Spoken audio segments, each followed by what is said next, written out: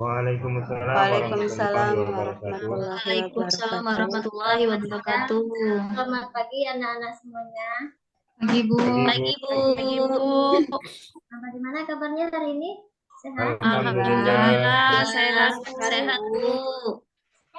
Jadi sebelum kita mulai pelajaran kita hari ini, marilah kita berdoa yang dipimpin oleh ketua kelas. Kemudian dilanjutkan kita membaca Quran surat An-Nas secara bersama-sama. Silakan ketua kelas dibantu kawan-kawannya untuk memimpin doa. Oke, teman-teman. Sebelum pembelajaran, alangkah baiknya kita mulai dengan bacaan basmalah bersama-sama. Bismillahirrahmanirrahim. Lanjut membaca ayat pendeknya. Bismillahirrahmanirrahim. Qul a'udzu birabbin nas, malikin nas, ilahin nas, min syarril waswasil khannas, alladzi yuwaswisu fi sudurin nas, minal jinnati wan nas. Alhamdulillah, mudah-mudahan dengan berdoa tadi pembelajaran kita pada hari ini berjalan dengan lancar dan ilmu yang kita dapat menjadi berkah. Amin. Sebelumnya Ibu mau absen dulu, siapa yang tidak hadir hari ini? Hadir semua Bu. Hadir semua ya, alhamdulillah. Minggu lalu ada yang ingat kita sudah bahas tentang apa? Ingat Bu, Ya, tentang kerja keras dan tanggung jawab Bu. Oke, tentang kerja keras dan tanggung jawab. Nah, kira-kira ada yang tidak tahu, ada yang tahu tidak hubungannya dengan materi kita pada hari ini? Materi kita yaitu tentang pernikahan dalam Islam. Apa kaitannya? Iya, kaitannya ketika kita sudah menikah, jadi di sana ada tanggung jawab yang harus dilakukan oleh seorang suami maupun istri, Bu. Bagus. Baik, untuk materi kita pada hari ini adalah pernikahan dalam Islam. Nah, dengan model pembelajaran PBL diharapkan peserta didik dapat menjelaskan pengertian pernikahan dengan baik, mengidentifikasi dalil tentang pernikahan dengan benar, dan menganalisis ketentuan pernikahan dengan ketentuan pernikahan dalam Islam dengan benar. Nah, kita langsung materi pertama tentang pengertian pernikahan. Diperhatikan ya anak-anak Ibu di layar, di sana ada pernikahan atau nikah berasal dari bahasa Arab yaitu an-nikah. Nah, secara harfiah artinya himpunan, kumpulan, atau hubungan intim. Sedangkan nikah secara syar'i adalah akad yang membolehkan halal atau hubungan intim dengan menggunakan kata an-nikah, zawajtuka, atau terjemah keduanya. Nah, ada lagi pengertian nikah menurut Undang-Undang Nomor 1 Tahun 1974. Di sana dijelaskan nikah adalah ikatan lahir dan batin antara seorang wanita dengan seorang pria sebagai suami istri dengan tujuan membentuk keluarga yang bahagia dan kekal berdasarkan ketuhanan yang Maha Esa. Nah, dari pengertian tadi, siapa yang dapat menyimpulkan pengertian pernikahan? Coba. Nanda Ibu, siapa yang bisa? Ada? Menyimpulkan tentang pengertian pernikahan. Ada yang bisa? Oke. Ya Bu, coba Bu. Ya. Yaitu akad yang menghalalkan hubungan antara seorang perempuan dengan laki-laki. Ya, bagus, Nanda Barnabas. Nah, itu pengertian pernikahan. Nah, kita lanjut. Dalil tentang pernikahan. Dalil di sini yang pertama, Quran surat An-Nur ayat 32. Coba Ibu coba dibuka Al-Qur'annya. Ibu minta Nanda Mary untuk membacakan ayatnya. Yuk, Nanda Mary, bisa? Oh, baik Bu, baik Bu. An-Nur ayat 32 Bu. Ya, betul. A'udzu billahi minasyaitonir rajim. Bismillahirrahmanirrahim. Wa ankihul ayama minkum was-solihina min ibadikum wa immaikum iyakunu fuqara yughnihimullahu min fadlih wallahu wasi'un alim. Sadaqallahul azim. Terima kasih buat Nanda Mary. Bacaannya bagus sekali. Yang ayat ini menjelaskan untuk menguatkan rangsangan bagi orang yang merasa belum sanggup agar tidak khawatir karena belum cukup biaya. Nah, ketika pernikahan dilakukan dengan baik dan halal, maka Allah akan melapangkan rizkinya. Kemudian ada ayat berikutnya. Quran surat Ar-Rum ayat 21 yang artinya dan di antara tanda-tanda kebesarannya ialah dia menciptakan pasangan-pasangan untukmu dari jenismu sendiri agar kamu cenderung dan merasa tentram kepadanya dan dia menjadikan di antaramu kasih sayang. Sungguh pada yang demikian itu benar-benar terdapat tanda-tanda kebesaran Allah bagi kaum yang berpikir. Nah, ayat ini dengan pernikahan yang dilandasi dengan cinta dan kasih sayang itu akan mendapatkan ketenangan hidup. Nah, dari ini ada dua penjelasan ayat Al-Quran tentang pernikahan. Masih banyak lagi ayat-ayat yang lainnya. Kemudian tentang tujuan pernikahan. Nah, anak-anak sekalian bisa diperhatikan di layar. Di sana ada tujuan pernikahan, yaitu untuk memenuhi tuntutan hidup, tuntutan naluri manusia yang asasi, untuk mendapatkan ketenangan hidup, untuk membentengi akhlak, untuk meningkatkan ibadah kepada Allah, untuk mendapatkan keturunan yang soleh, dan untuk menegakkan rumah tangga yang islami. Nah, itu adalah tujuan pernikahan. Selanjutnya ada hukum pernikahan. Nah, hukum pernikahan itu hukum asalnya adalah mubah. Mubah ini artinya boleh dilakukan, boleh juga tidak. Berdasarkan keadaan dan kondisi calon pengantin, maka hukum yang awalnya mubah tadi bisa berubah menjadi wajib, sunnah, makruh, dan haram. Paham ya, Nah Ibu ya? Kira-kira kondisi yang seperti apa sehingga dia dikatakan wajib untuk menikah? Ada yang tahu, anak-anak? Mary tahu Bu. Hah? Mary Bu, Mary. Ya, silakan Mary.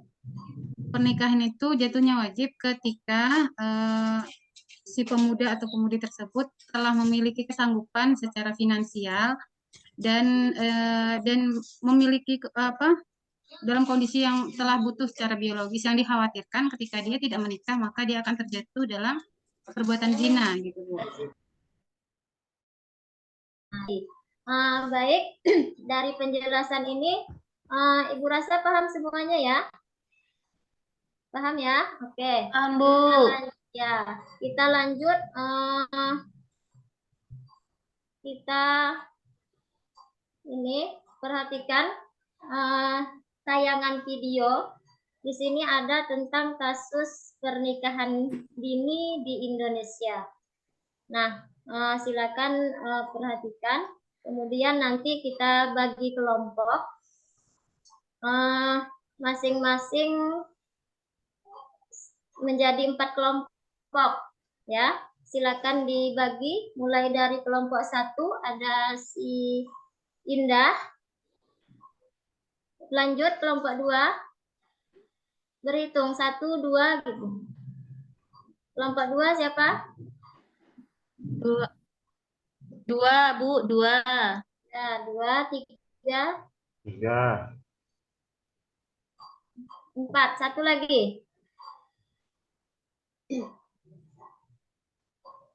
Terombong Mary dan kawan-kawan kelompok 4 ya. Baik, Bu. Oke, sudah dibagi kelompoknya. Silakan diskusikan. Di sana berdasarkan LKPD ada 2 pertanyaan. Yang pertama, sebagai seorang remaja, bagaimana pendapat kalian terhadap maraknya kasus pernikahan dini? Kemudian yang kedua, langkah apa yang bisa dilakukan agar terhindar dari pernikahan dini tersebut? Nah, silakan diskusikan. Ibu beri waktu 10 menit. Ya, silakan didiskusikan.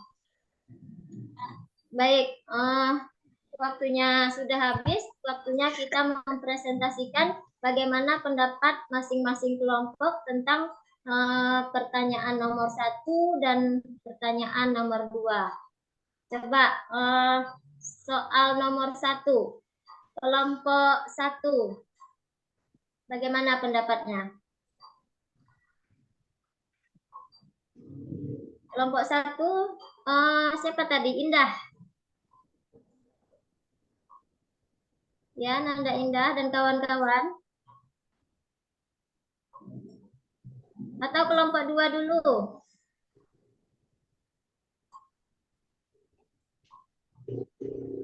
Ada?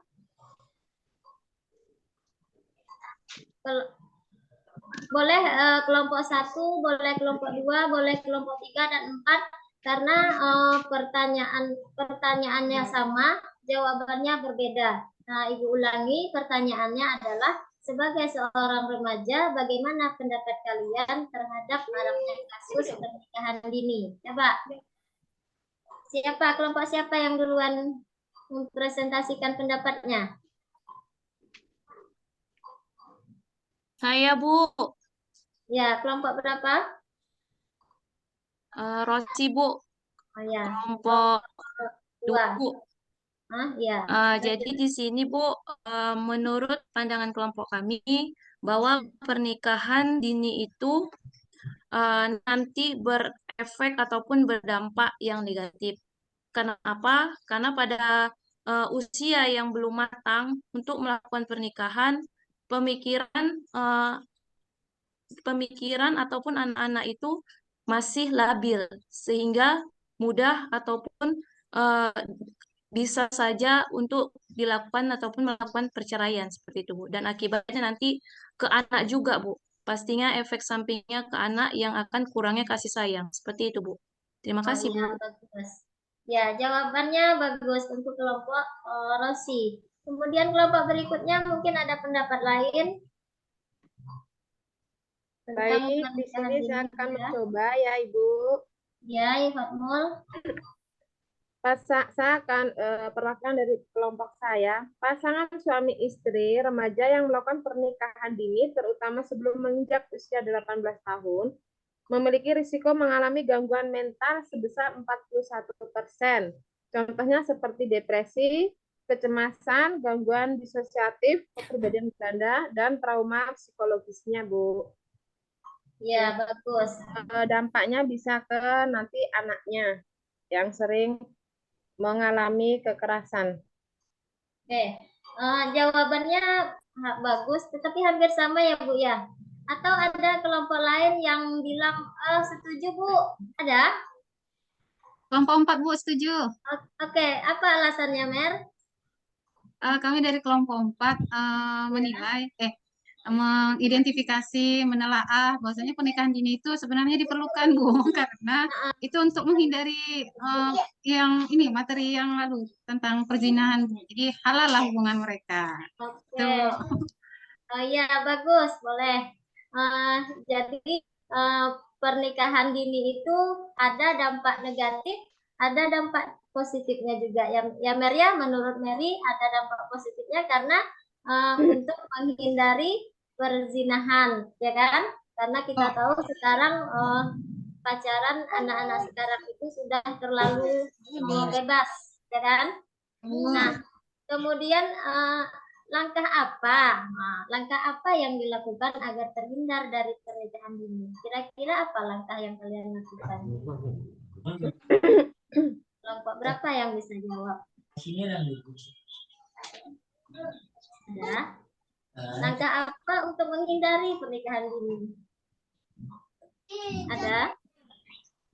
Mungkin Dian, kelompok berapa nih tadi?